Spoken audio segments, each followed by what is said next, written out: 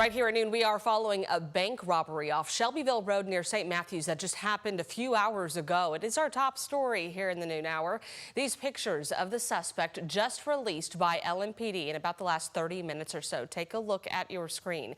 They said he was last seen walking in the area near Oxmoor Mall. LMPD said that robbery happened around 9:30 this morning at the PNC Bank. That's right across from the mall. Our Emma Gefter noticed police tape around that black SUV there in the bank's drive-through lane. LMPD's 8th Division is handling the case. Police say if you see this man, do not approach him. Call 911. Today, Louisville Metro Department of Public Health and Wellness just confirmed the year's first case of West Nile virus in Jefferson County. Now, due to privacy, all we know is the person infected is a Louisville resident. In most instances, people infected with West Nile either show no symptoms or relatively mild ones. Less than 1% develop a serious neurologic illness such as encephalitis or meningitis. People over 60 are at the greatest risk of those diseases, so to help prevent getting infected, avoid mosquito bites. Use those bug repellents when you go outside. Wear long sleeves and pants. Install or repair screens in your windows and doors. And lastly, empty any standing water from areas around your home. JCPS's start of school went much smoother for families who experienced the 2023 bus disaster. The district said the final student stepped off the bus just before 6:30 last night. That's a half hour earlier than last year. Our Ian Hardwitt and photojournalist Alyssa Newton report from Iroquois High and the Highlands. JCPS Returns. A new year. Good morning, Iroquois High School. Morning. With a new superintendent. I love it. Superintendent Brian Yearwood stopped at Iroquois High School, catching the minute of silence now required in all Kentucky public schools after Senate Bill 19 passed this year. Could be our own child in this building, our own brother, our own sister, and just being able to come in and grow and be all that they can be. District-wide, the morning buses cleared by 10:16 a.m., and JCPS says that's good. Yeah. Isla Eichler calls this a smooth first day. It's a far cry from Oleander's first year in school during the 2023 bus system meltdown. But the only wheels falling off are on the toy buses. This one's in better shape. He's got like a bus-themed backpack inside somewhere too. So even though the first year was a little traumatic, obviously he feels pretty safe. I think things have come pretty far.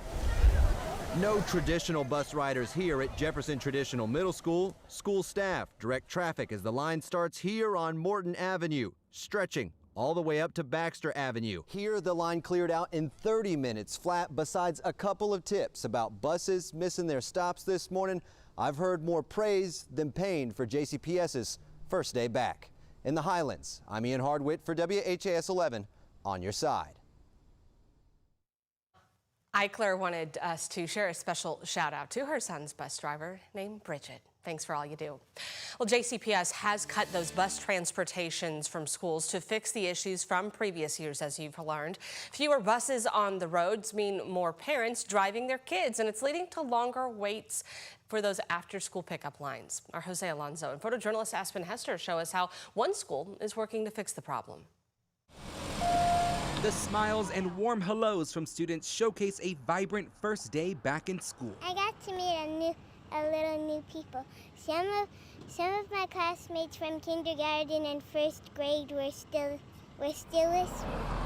But before class was dismissed, the well-known traffic nightmare around Audubon Traditional Elementary already began. It's to be expected since it's the first day, but I just feel like it's going to be better than last year. Again, living back here, it was not great last year, but after today I feel like we'll get it together. As you can see, there's a long line of parents along Hess Lane ready to pick up their child from Audubon Elementary School. And we spoke to one mom who says this is a better pattern ever since the school added an extra traffic lane. So last year was kind of rough in the beginning, with buses not being available for traditional schools. It really created a backup, but Audubon's response to that has been great. And that third lane, I'm really excited to see what it's going to do. Another known spot for traffic, No Middle School, where some parents waited just under an hour. What time is it now? Oh, so about maybe 40 minutes or 45 minutes. Yeah, but like part of that's my fault though. Yeah, he was on the other side. He had to come back and meet us here. But the line moved quickly. One mom had a shorter trip. So my husband dropped her off and I'm picking her up. I think it took me around 15 minutes in the line. Not that bad that we were expecting for the first day. But what's most important is the kids had a great start. I had a little mix-up with my schedule, but other than that, all my classes went really well. You know, seeing my friends got me a little less worried about the first day. JCPS families are getting back into the flow of a new school year. In Louisville, Jose Alonso, WHAS11 on your side. Well, JCPS Chief Operations Officer Rob Volk said they knew some car rider lanes were backed up yesterday, but there were no major disturbances due to that. JCPS said it plans to keep working through its list of known traffic issues within the next few weeks. Well, if you do have questions or concerns about your kids' bus transportation or any other issues related to this, JCPS staff members are manning the transportation hotline today until 7 o'clock.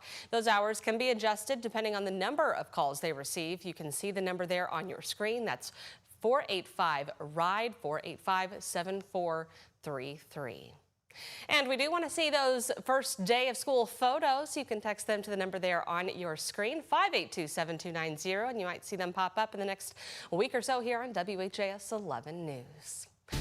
Another piece of good news is that bus stop forecast for everyone this afternoon. Nothing but sunshine, Matt Breland. A beautiful Friday, yeah, all throughout Good Morning Kentuckiana. We were talking about how nice of a day it is going to be, and we are expecting a lot of sunshine with temperatures ranging into the lower 80s at the moment, but you can expect the lower 90s as we hop off the bus later into the afternoon. So a few passing clouds this afternoon. As we go later on into the day, we're going to continue to stay warm and sunny. Those winds will stay out of the south, continue the drive in. Some of that moisture with temperatures ranging into the mid-80s so far across Kentuckiana. Satellite and radar, we're continuing to stay quiet and dry this morning. You'll notice all across Kentuckiana, we are not tracking any clouds or rain showers. We're continuing to stay mostly dry and calm. As we go throughout the next upcoming hours, we will continue to see just a few of these passing clouds, but rain showers will stay out of the forecast. We've got temperatures reaching the lower 90s throughout the afternoon. By tonight, you can expect quiet and calm conditions. Temperatures will be in the lower 70s for our Saturday morning, and then into Saturday afternoon, we'll see those temperatures return back into the lower 90s with that moisture still flowing in from the south. So another round of some humid conditions for our day. Temperatures today will be reaching those lower 90s though, and you can expect plenty of sunshine. Highs around 92 in the city. Outside of the city, we're expecting those temperatures still to range into those lower 90s as well. As we continue to go throughout the next 7 days, we're going to stay in these lower 90s. It's still going to be a rather warmer trend, especially as we head into the next upcoming work week. 94 for the high on Monday, 92 for the high on Tuesday. As we head into the middle of the week, you can expect those temperatures still to stay into the lower 90s, about a few degrees above our average for this time of the year. Typically, we're in the upper 80s. We're still going to stay in the lower 90s just as we go into the next upcoming days. Stay right here with us. We're going to have more weather details coming up for you here in just a few short minutes. Brooke? Matt, thank you. Police say a 4-year-old is expected to recover from an accidental shooting in West Louisville. Police said it happened around noon yesterday on Garland Avenue and was self-inflicted to the child's arm. They were taken to the hospital by private means and later transferred to Norton Children's, both awake and alert.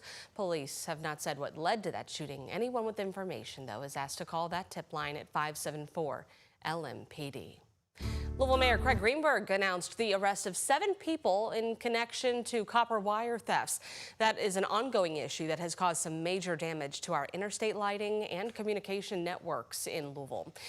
In a news release, Greenberg said a Metro Alcoholic Beverage Control and Critical Infrastructure Task Force investigation led to these arrests. He said a local scrapyard shared a tip reporting people selling suspicious burnt wire. The wire was later confirmed to be part of Louisville's communications network, and officials believe 3 of the suspects also worked together in 2023 to steal wire from a Trimark sign, a case previously unsolved. Investigators said the whole operation may be connected to other crimes causing damage along the interstates. All 7 were in court this morning. Happening tonight, north and southbound lanes of Hospital Curve are closing for road work. So beginning at 8 o'clock, the left and center lanes of I-65 North will close around 1st and Brook Street and East Broadway.